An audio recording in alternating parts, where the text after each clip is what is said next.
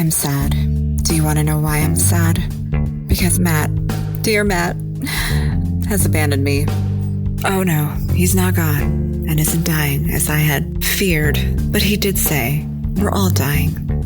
Anyway, this is a good episode. We had a great guest, Andrew Augustin, video game designer, extraordinary creator. I think y'all will like it. Cue the violins.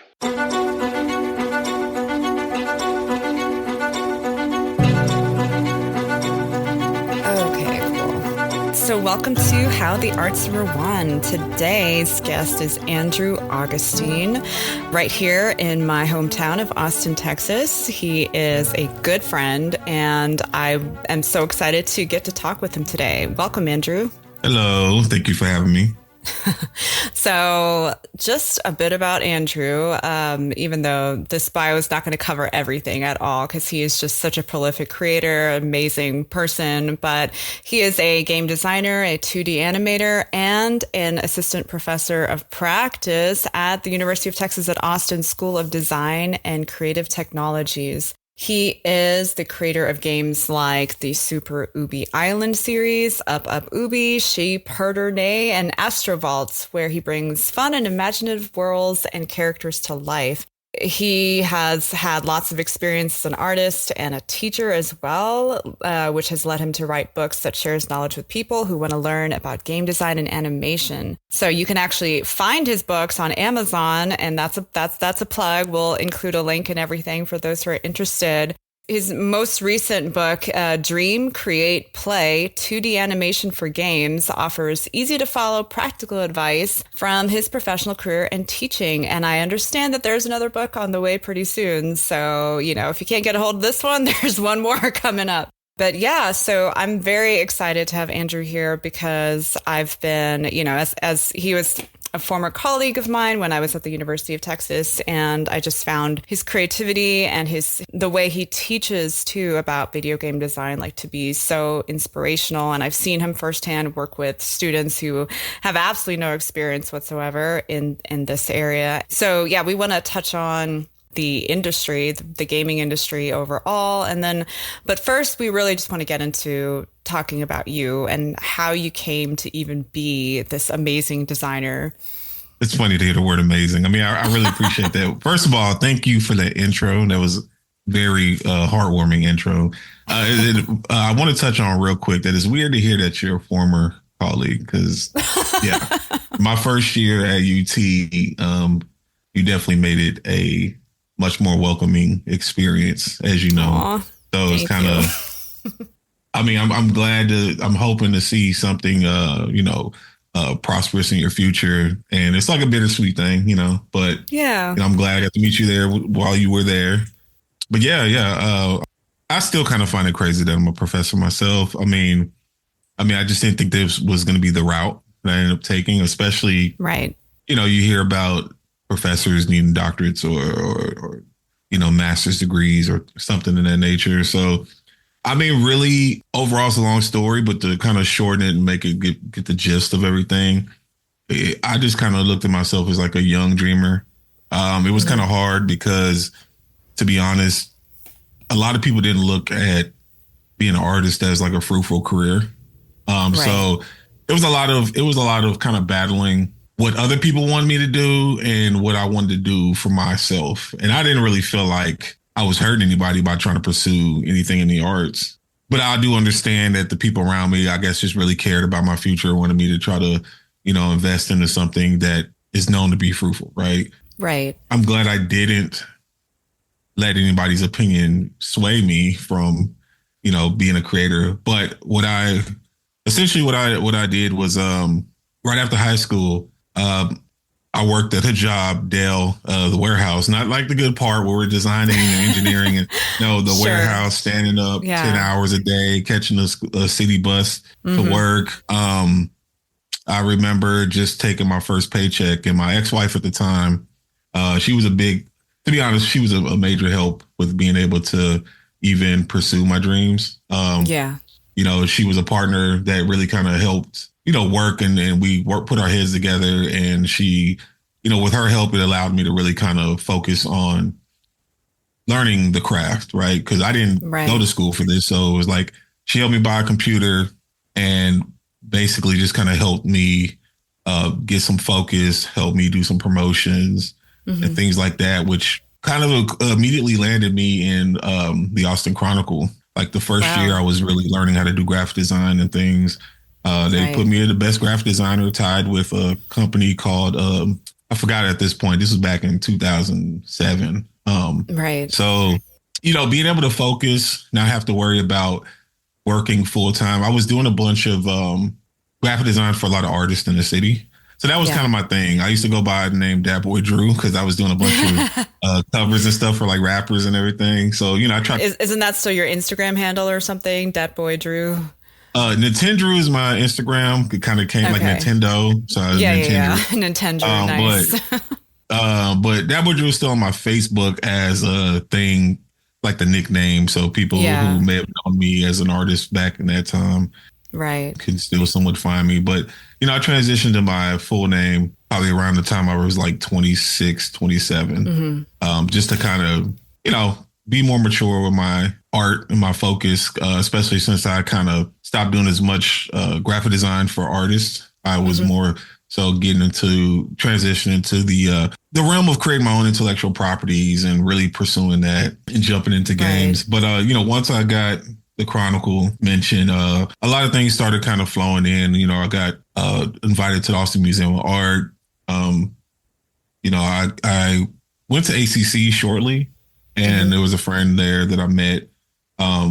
What I found interesting when I was going to ACC, I was going to Northridge, if I'm not mistaken. It's been so long at this point. So I was going to Northridge. And just for clarification for our listeners, ACC is Austin Community College. So it's just one of these 2-year colleges, but it's like, has many branches all over Austin. So anyways, continue. Yeah. My bad. I'm over here using acronyms. No. So I went there. They had like a new game art specialization program there. Unfortunately, it only had it was very new. So there's only like 12 seats in like almost every class. So I was never able to actually get into any of my like art classes. So I was just really there for math and whatever, your basics, the things that you need. But while I was there, I did a lot of networking. I printed out like any sketchbook, like kind of material that I had. I made it into like a portfolio and I walked around with it all the time. One thing I find interesting is that I didn't really ever come across any other students that did the same thing.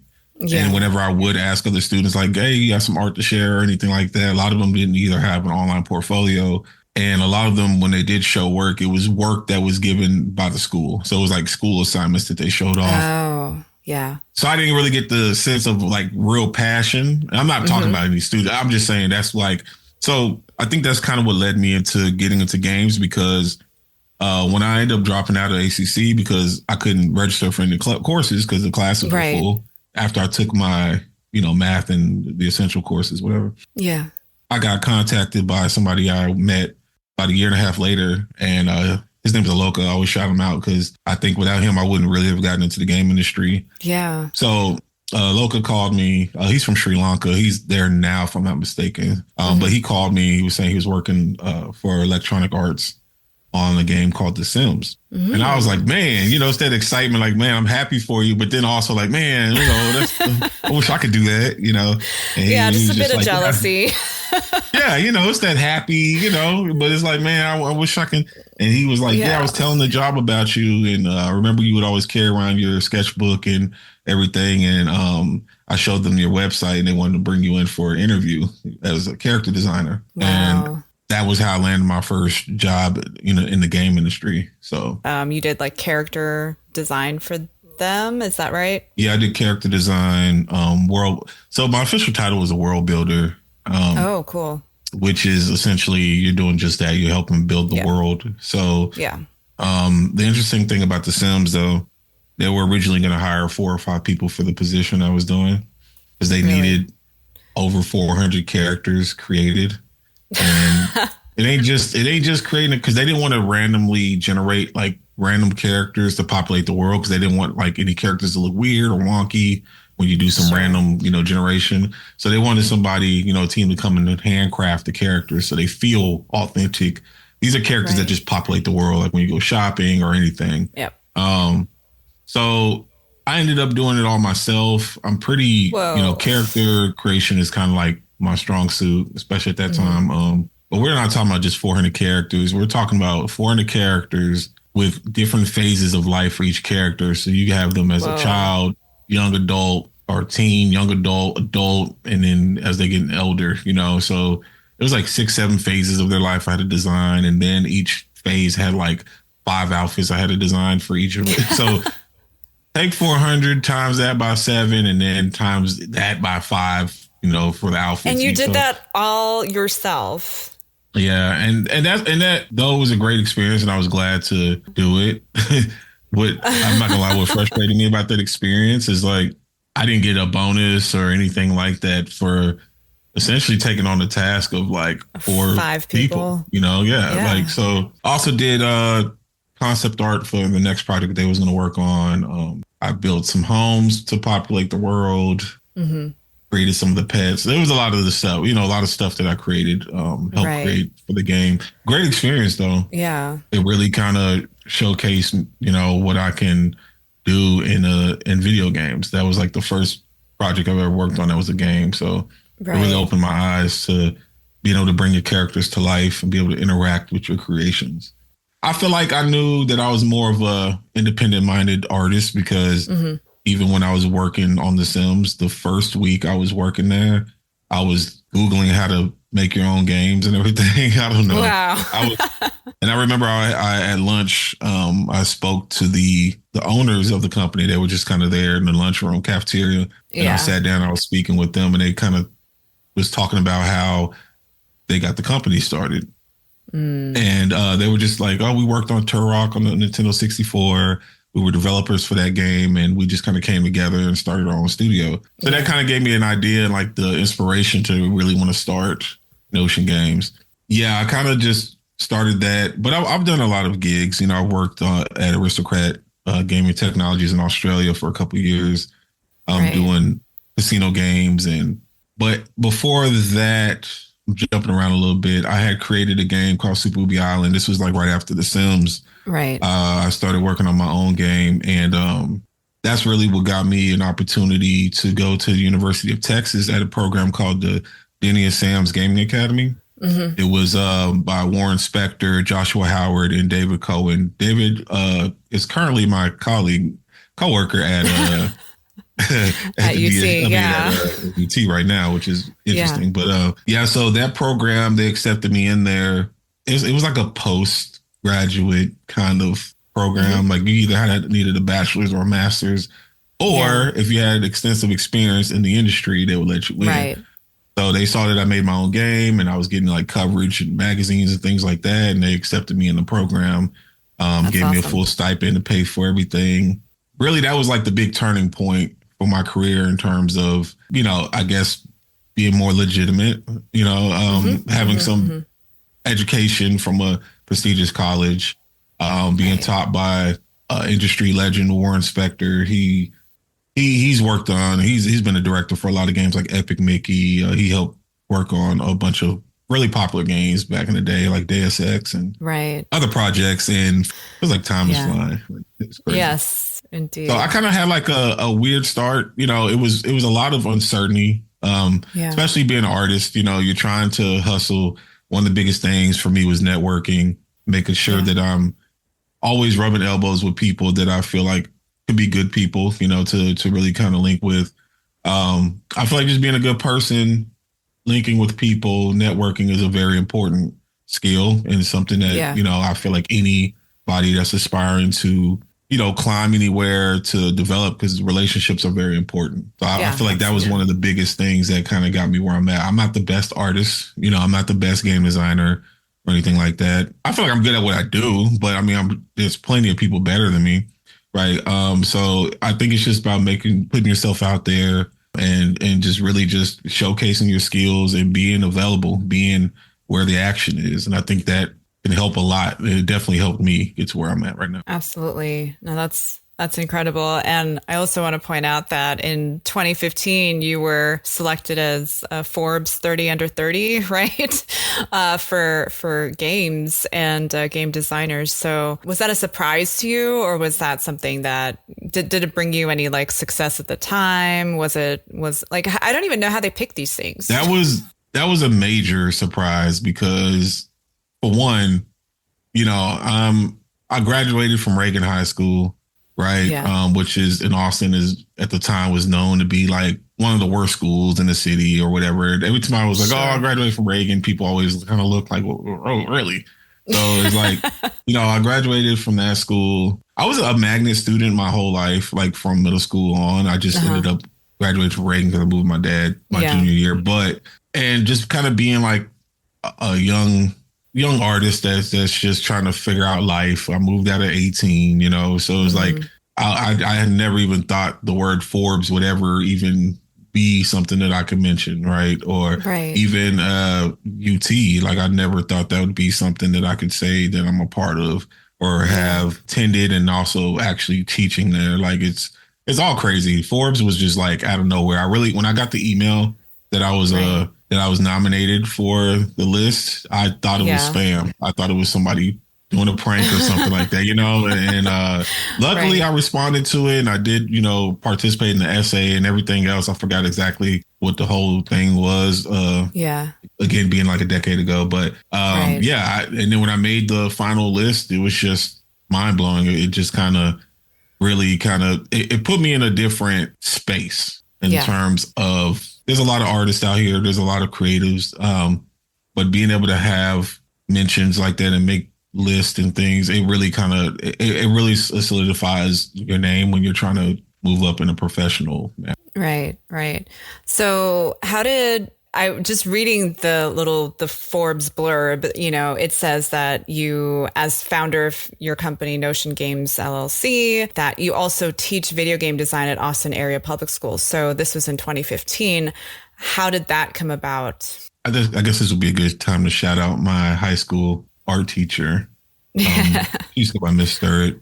Her name has changed since then. I actually forgot what her current name is, but my former high school art teacher, one of my favorite teachers ever. I was actually doing after school classes, and she helped me get in with a program called 21st Century, where they Hmm. do like after school enrichment. And I was teaching at a couple schools doing after school. It was only like 2 hours a day, but that was like really like a lot of my first step into education was doing a bunch of after school programs, teaching comic art, animation, character design work. I also taught at Girls Make Games, which is an organization that aims to, educate a lot of aspiring game designers who are young girls. Hmm. And that was a really cool opportunity and another way for me to kind of give back. Because that was like one of my biggest things was like, I'm an artist. I want to also give back as I'm continuing my career. I didn't want to wait till I was like, retired in the space to Right. start teaching. So I was like, as I'm learning, I'm giving that knowledge back to other artists, especially knowing that a lot of artists don't really get the opportunity to go to college and things like that. So I just kind of wanted, and also one of the big not issues, but one of the big reasons why I was teaching at the local schools is because I went to Keeling Junior High, I went to like LBJ, and I went to Yeah. Reagan.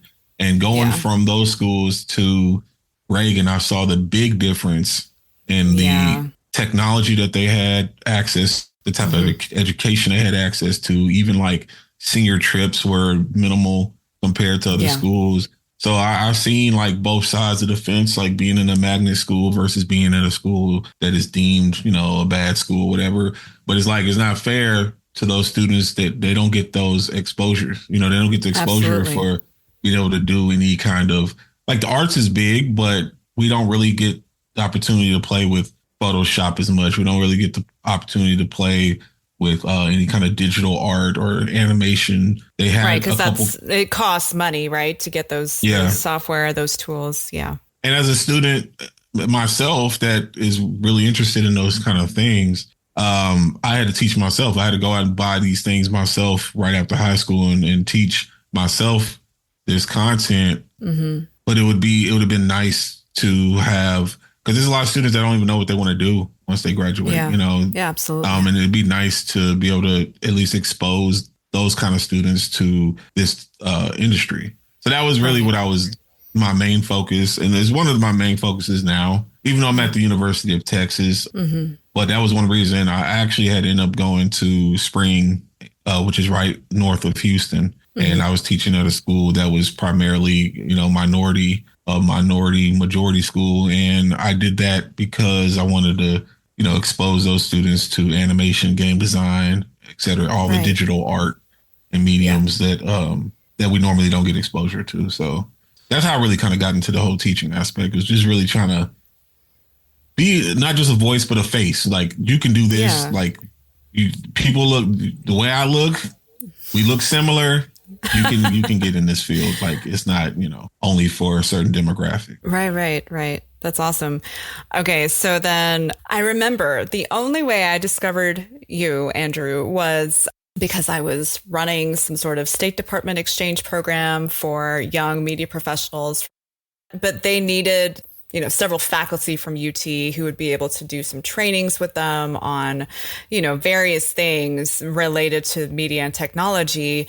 And so in my UT Google search, basically, I came across this very fascinating blog piece or write up. I don't remember if it was from the Daily Texan or something like that, but it was about the Tower video game that you guys did. Oh, So yeah. like it was, the Tower Jumble, where you guys were basically projecting, right, a video game onto our university tower. And I was like, oh my God, this is so cool and unique. And it had just happened a few months prior to when I discovered this article. And then I saw the name Andrew Augustin and I was like, who's that? So that led me down a bit of a rabbit hole, but I'm so glad it did, because then, we met and, I reached out to you and you were so gracious. And how did you get the UT gig? I guess UT was doing a search for a new professor. I was reached out to by David Cohen, who was my former professor when I was at the academy. He was like, hey, you happen to be looking for, a potential job, or you want to be a professor. And I was like, David, I don't have a degree. So he was like, you know what? Let me let me look into that, because I know your background is very, extensive in this field, et cetera. And then he came back with clarification, like, oh yeah, they said, looking at your background and things like that, that you would be a good candidate to to submit an application. So I went ahead and submitted the application, did all the prompts and everything that they wanted us to do, et cetera, did all the interviews. I feel like I interviewed several times and there's so many people, but I ended up getting the job, which was crazy when they told me, congratulations, now you're a professor. And it was just like, that's weird to hear. You know what I mean? Like, I was teaching high school for a little bit, for a few years before that. So it was already weird hearing people say Mr. Augustine, because I'm used to people just calling me Drew or whatever. So that was a transition. And then hearing professor, that was crazy. But the Tower project. So that's a big shout out to Michael Baker, the chairman of Arts and Entertainment Technologies at the University of Texas. He reached out and he had a project, and it was a big deal because it was the first time that any game was projected on the UT Tower. So it was essentially like a historical thing for the school. And it was Michael Baker, a student named Aaron Clark, and myself, and we came together, created this small game called Tower Tumble. And then it was projected onto the tower, and a lot of the students came out, played, the news came out. It was a really cool setup. And how did the playing part work? I think, was it people were using their phones or what? To be honest, that was, I think, one of our, I forget his name, from the department. He does a lot of the sound and lighting and all the entertainment kind of setup. So he was a major factor in that. But basically, all the technical setup and projectors and everything aside, the students were basically playing the game via controller connected to a laptop, which was connected to all the projection technology. So all the outside the game development part, all the huge mechanical things, I have no idea how that came together, but that was really cool to see. So there was different things. It was a few of us that really came together to try to figure out the technology behind it and get it to work. Yeah. And the result was amazing. It was really cool to see the game being played on the tower. Well, that's phenomenal. So Professor Andrew Augustine, how and when, okay, so I know you worked on the Sims game. So did that open the door for you with like your own game or No, I just kind of jumped off a cliff and said, I'm gonna do this. So like I really just kind of figured out what programs I can learn, yeah. software and everything. And then I just started working on a game for iPhone called Up Ubi. So I have a Hmm. character called Ubi, and it's like a universe. He has several games that I've developed him in, and the first one was like a smaller iPhone game, Android game that I made. That released in 2012. It's crazy to say that. So Wow, that's crazy. um, once that game came out, I was like, okay, this is how you make a game. I let me try to make the next game be a bigger, better adventure, which ended up being a game called Super Ubi Island, which was way bigger than I initially thought it was going to be. And I didn't think I was ever going to finish it, but I finished it. And then now I'm almost wrapping up its sequel, Super Ubi Island 2. So Wow. much bigger than the first game, more animation, a lot more production, but it's still just me and a very, very small team. A couple of friends who do the music. I actually teamed up with one of my former students. Actually, Oh, cool. yeah, her name's Ainsley Johnston, and she's working on the animated segments, the cutscenes for the little movie sections for the game that Right. kind of help progress the story. She's been Yeah. doing an amazing job. So yeah, she was one of my a very bright student that I had. She's graduated now, so been putting her on some gigs with me and everything. So I think she's Wow, gonna that's actually be a cool. very very talented, and I think she's gonna have a bright future in this industry. Yeah, okay. Well, speaking of the industry, you and I were talking last week about, the challenges. I don't know if it's post-pandemic or how you want to define it timeline wise, but the challenges for up and coming artists or people who are trying to break into the industry, right? So I mean, this is kind of a twofold question again. What is the state of the industry on the one hand? And then also, how does that impact your teaching? What changes have you had to make as a teacher or as a professor? The state of the industry as far as like AAA is concerned. So AAA is basically like the big budget major studios that make the huge expensive games. I can't say because I haven't worked in that sector in some years now. Hmm. But from my understanding, from what I've been seeing, I keep up with a lot of game industry news. Seems like there's a lot of layoffs going on right now. I'm not entirely Yeah, sure what is going on with that per se. I could be skeptical and say AI maybe have something to do with some of that. right. But shutting down all studios and all kinds of things, I don't know. It's just been a lot of closing of studios, but there are I don't know. The game industry seems a little interesting. Like looking at like the PS5 and Xbox, they just a lot of gamers are complaining that this is one of the weaker generations in the recent times, in a while. So it's like there's not as many big budget games coming out. There's not as Right. many, the for the systems to be out for like 4 years now. It's like the titles that we have to play kind of like few and far in between versus like previous generations. It's like by this point we would have had a major assortment of games to play and a lot coming. So it's kind of weird. I don't know where it is exactly. I just keep seeing layoff news all the time and Yeah. hearing about friends getting laid off and all these different things. So yeah, I have no idea what the state is. As far as indie game development, it seems like indie is thriving. But with Okay. any kind of, and that's really where my expertise is like developing my own projects and kind of putting out own games. And Hmm. that seems to be, indie is hard. Indie's hard. Like you can work on a project, but if you don't know how to promote it, if you don't know how to Right. build up a fan base, if you don't know how to generate any buzz around your projects, and it's like you could drop it and it could just fail. But it's like any Right. business, really. There's a lot of Yeah. restaurants that go out of business, et cetera. So, Yep. so I mean, as far as the state, and that's one thing with my students, I'm not. super sure. I mean, obviously there are big studios still hiring for positions and such.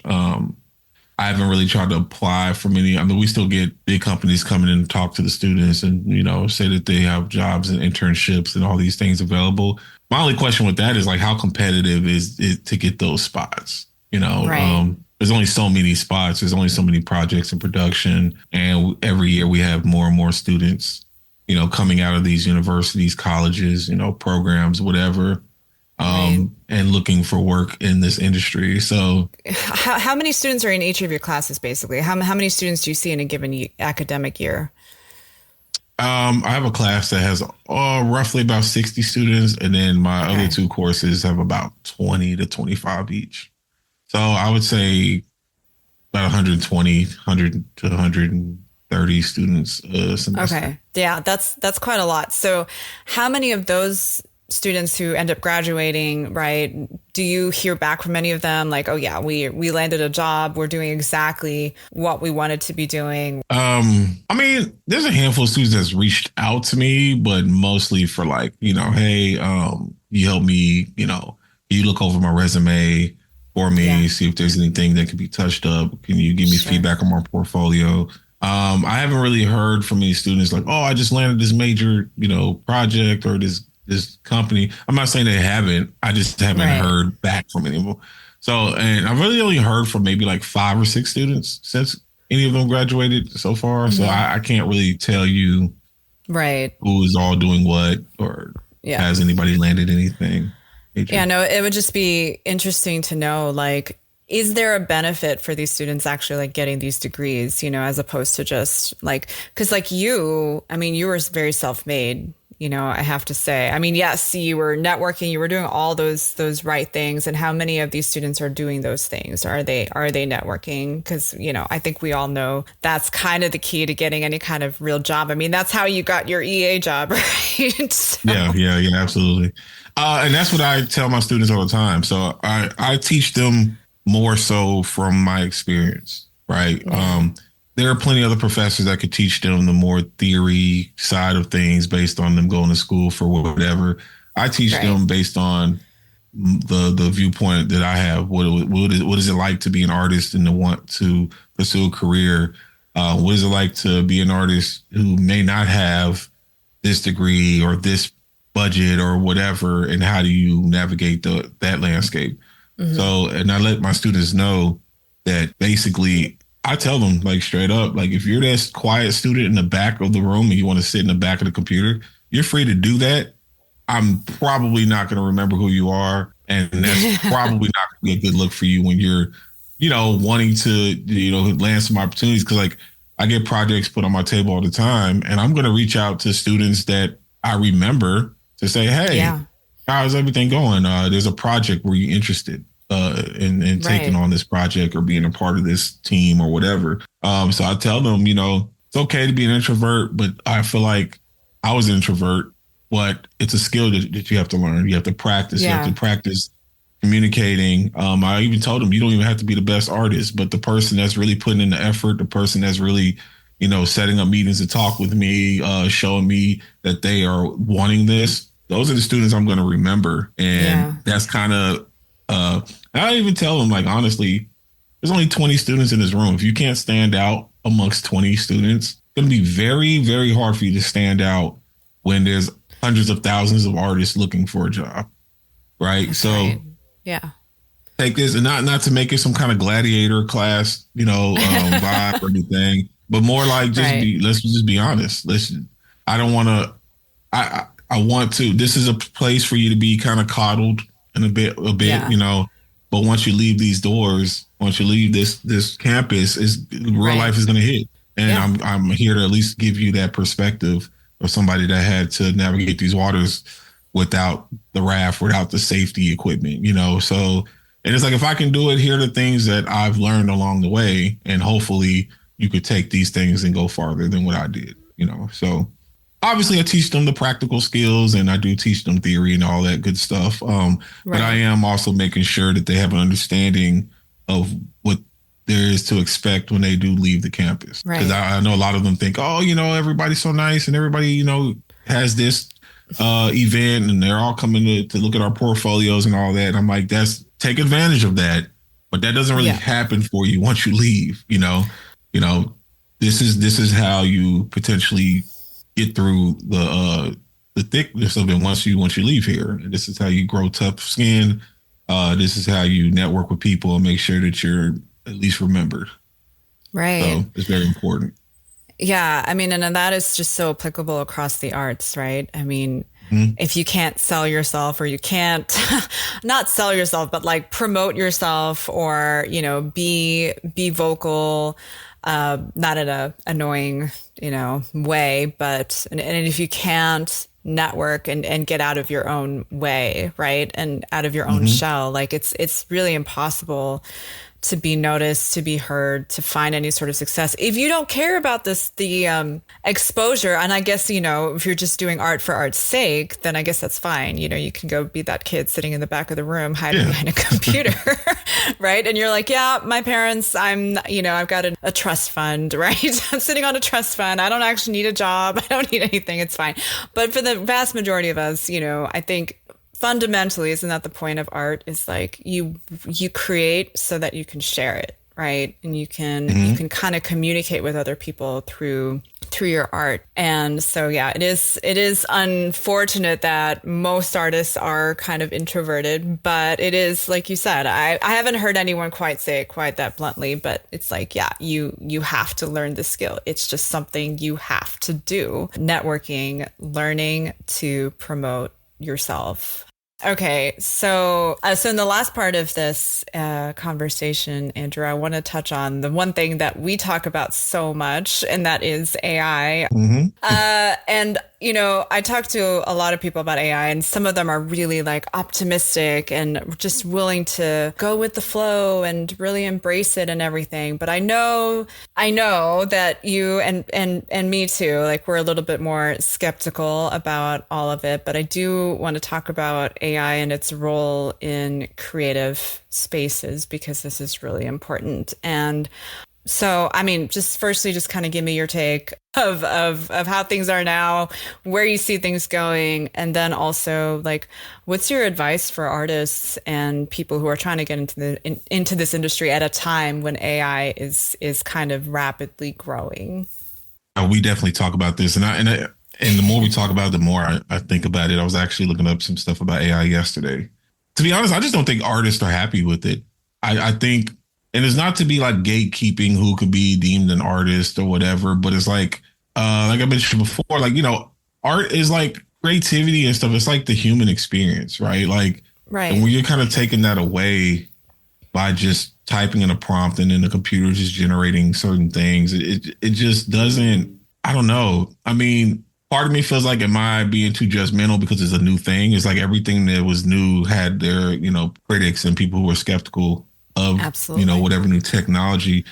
But I think, and I'm a tech head. I'm always ready for some new tech to play with or whatever. But I just feel like this one just feels different. It just Hmm. feels too imposing on the human experience. I know a lot of things tend to be tools or something that make, give us more entertainment or make things easier. But is this too easy? You know what I mean? Have we Hmm. Yeah. completely crossed the path of like, where is the human interaction? And I think as a human, I like art and content where it was created by a human. Yeah, you may use some digital tools to kind of help assist Sure. things here and there, but that's still a tool being utilized by a person. And I know some people argue, well, that's There's AI as still a well. process, right? Yeah, There's yeah, it's like takes time to go from, okay, I'm going to draw that first circle to, your final yeah, picture, rather than, okay, I'm going to write some words and then it's just going to magically appear. And there's like, what's the process? What's the thought process? You're not really engaging your creativity, I know yeah. what you're saying, but yeah, continue. Sorry. Yeah, no, you're right. And plus, with the whole way that these AI models are trained, they're trained by taking art from artists and learning from it and kind of churning out essentially plagiarized art, right? Right. This is new, right? So, but I think from what I saw yesterday, I think there's an actual court. probably like a class action or something going on with AI companies in terms Hmm. of plagiarizing artists. The art community is clearly against AI for the most part. Can't speak for Right. everybody, obviously, but for the most part, the art community is against it. And I kind of stand by that. I mean, I feel like these things are going to get better and better every day. 2 years from now, we're going to look back and see some major advancements, and they're going to conquer things that we felt like things that AI can't achieve, and they're going to find a way to achieve it. And it's going to get to a point where it's like, where do we come in at as artists? Yeah, I mean, these things are going to get better and better, and it's going to be to a point to where humans aren't really even needed. I think it's going to be a disruption. I mean, it's already disrupting jobs if we're going to be honest about it. Tech jobs are Yeah. laying off a lot of people, and there's no way I can be convinced that AI does not have anything to do with that. So Right. when the AI is good enough to just produce fully animated films and things like that, then it's like, where is that going to put most of the artists that are pursuing Right. these careers today? I don't know how to even phrase this, but like the idea for me right now of watching an animated like full length, say it's a DreamWorks movie or something like that. The idea of watching a full length DreamWorks movie that I know was entirely made by AI, and maybe even the voice acting, maybe everything was done, by AI. So that idea I just don't want to see it. And I don't know what it is about that. Cause like, what if it's just as good? But I just don't want to see it. I know what you mean. I know what you mean. We're in a weird spot too because we know what life is like before it. And now we're actually in the transitional period where AI is becoming part of everyday life. Right. Unfortunately, we're going to be looked at as the old heads that can't get with the Right. times. The millennials. 20 years from now, AI content will be just the norm, and that new Yeah. generation, that's all they know. And they probably prefer it because it's quick and whatever. It happens with almost everything that comes and That's disrupts true. whatever. But my biggest Yeah. issue with that is like, yeah, when I go look at a film, a Disney animated film or something, I'm amazed at the craftsmanship, right? I'm amazed at the Yes. level of detail that these artists possess, the skill set, watching the behind the scenes, watching them do the sketches, the character designs, and how they Right. came with their decisions on Yeah, it's whatever. the stories behind the stories. That's what it Yeah. is. There's like this infinite depth almost to every movie, every animated movie, especially that comes out, because it's like every single scene is rich with human effort, basically, Yep. right? And so much interaction and so many hours and, months to years to whatever. And so everything feels like a feat. It's a display of human ingenuity and greatness. And I mean, No, yeah, so I yeah, agree. I think that's what it is. Because it would just Yeah. feel thin to me, if it was all AI, then I'm just like, okay, well, I know. It's almost like how the sausage is made, and then you just don't want to eat the sausage anymore. Yeah. So, Yeah. Yeah. Well, and that's the thing. I mean, I know I'm looking at a different lens as an artist. I know you're a writer, so you're an artist yourself, so you probably look at it in a different lens as well than probably the average consumer.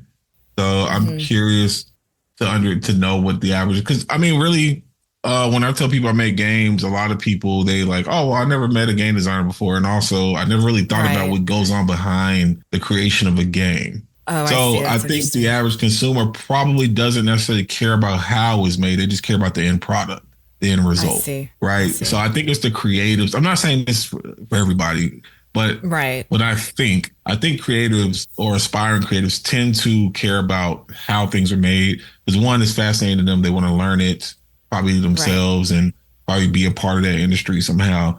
But Yeah. I know when I go grab a plate of food, I don't necessarily think about how it was put together, right? Sure. I'm hungry, I'm going to eat this food. And I think Gotcha. there's kind of That's a a great parallel in analogy. that Yeah. because it's like Yeah. Yeah. they just want to watch a movie, they just want to be entertained. And when AI gets good enough, that's really all that's going to matter is the product being spat out entertaining to Right. whoever. And it might Yeah. get Yeah. to a Yeah. point where people can craft their own movie experiences Hmm. using these tools and everybody can just have their own personal, media to consume. That might be where we're heading with this. Is AI gonna like eliminate or not eliminate, but make it impossible for there to be gatekeepers?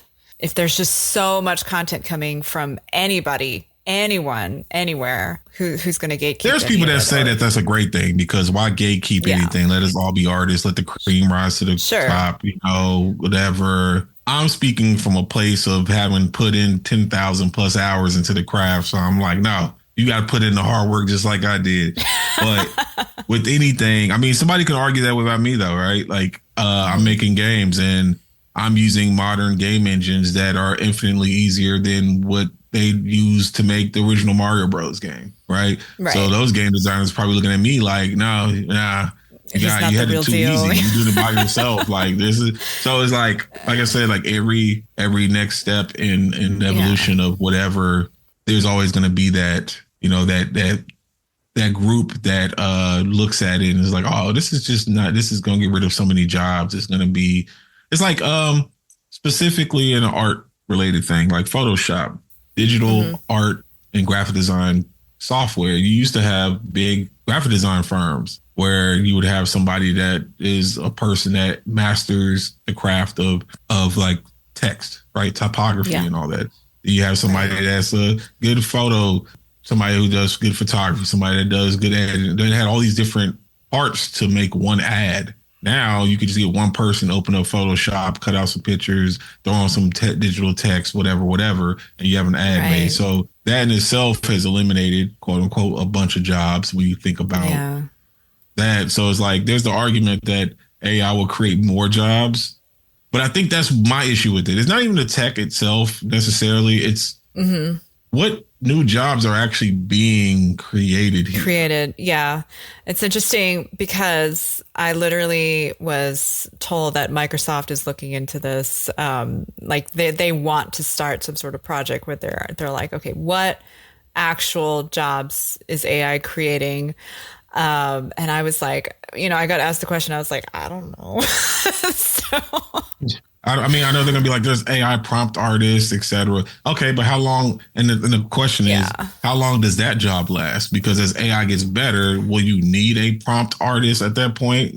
Right. Or because AI is gonna get to a point where it's just building itself. Essentially, that's what they want That's to right. get. Yeah, it's supposed to hit that cone of light and then just infinitely evolve on its own without human intervention. So, and if that's their aspirations, they're gonna get it there at some point. So, yeah, what then? That's my problem with AI. It's evolving so fast that what we're looking at right now is just the tip of the iceberg of what right. AI is gonna be in the next 5, 10, 15, 20 years.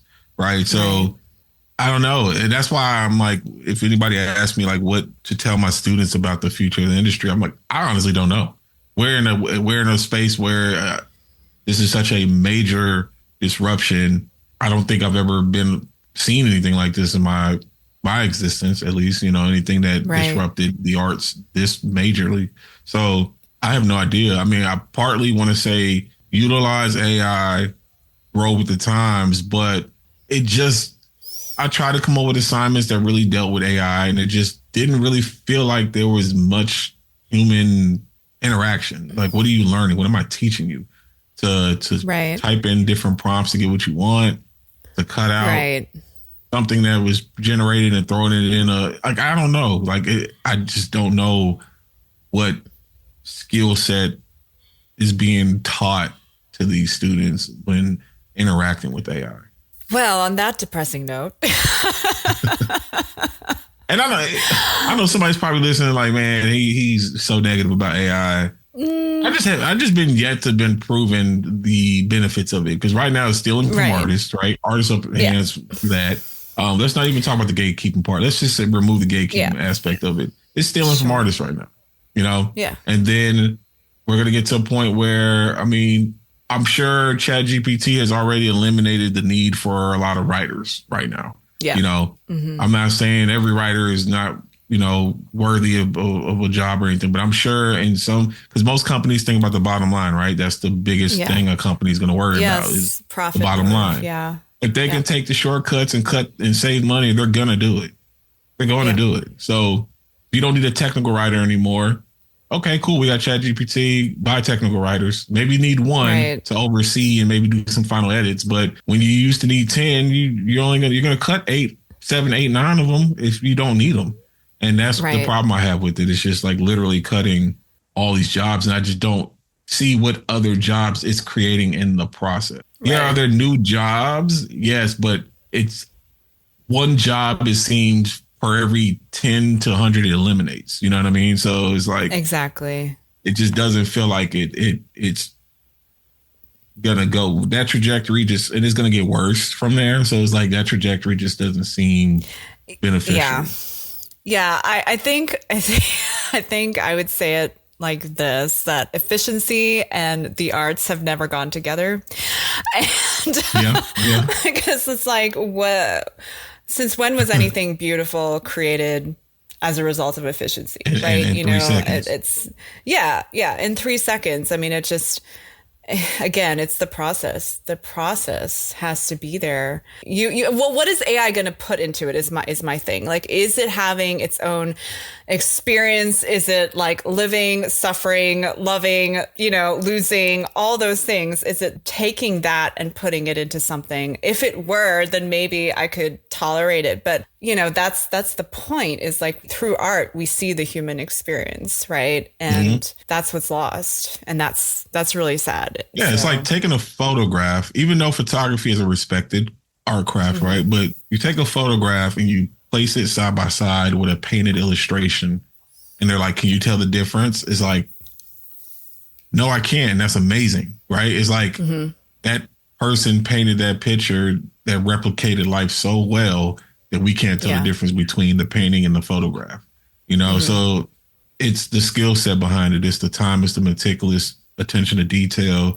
It's all Right. those things that really make a piece feel amazing, right? So Yeah. yeah, I mean, there is a Authentic. story behind it. Yeah. It is a story behind Right. it, right? Even though people care about the end result, I think also, yeah, the end result is kind of tied. Now I'm thinking about it. The end result is tied into the thought process behind of like, how did they create this? Like, this is really nice. This is really cool.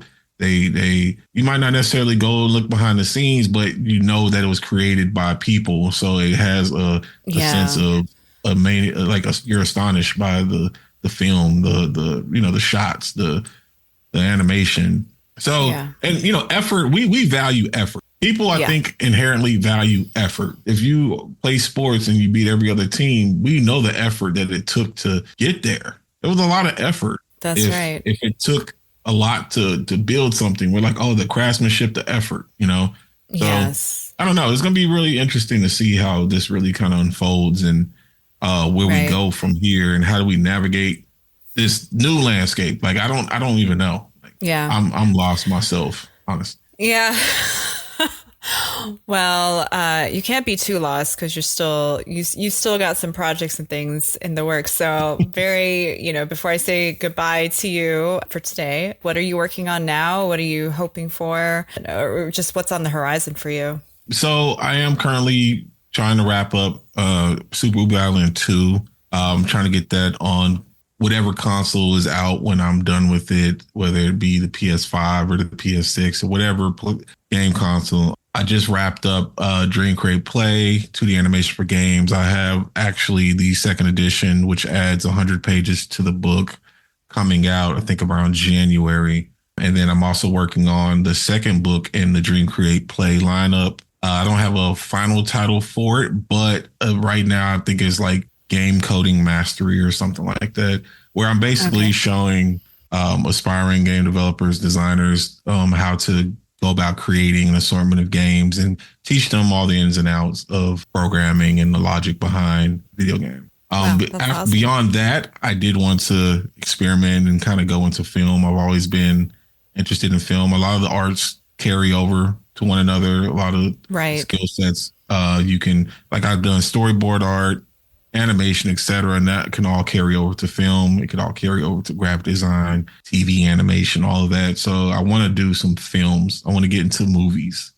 Yeah. I've always been a big movie buff, and Right. I really want to do a horror film. I don't know why. I've been doing a bunch of cute and cuddly and bright characters, but I want to do something that's completely opposite. I just want to just try something completely different. So that's kind of what's on my horizon. You know, if the movie part come together, I don't know for sure, but I'm definitely going to try to get my hands in the film industry. That's awesome. Well, good luck with that. And of course, if there's anything I can ever help you with, you know where to find me. So. Absolutely. I appreciate that. All right. Well, thanks, Andrew, so much, and good luck to you with everything. And yeah, if you make that horror film, you'll be back on for sure. I hope. Hey, that's my plan. Then I got you. I want to be back. All right. Well, take care, Andrew. Thank you. Thank you for having me.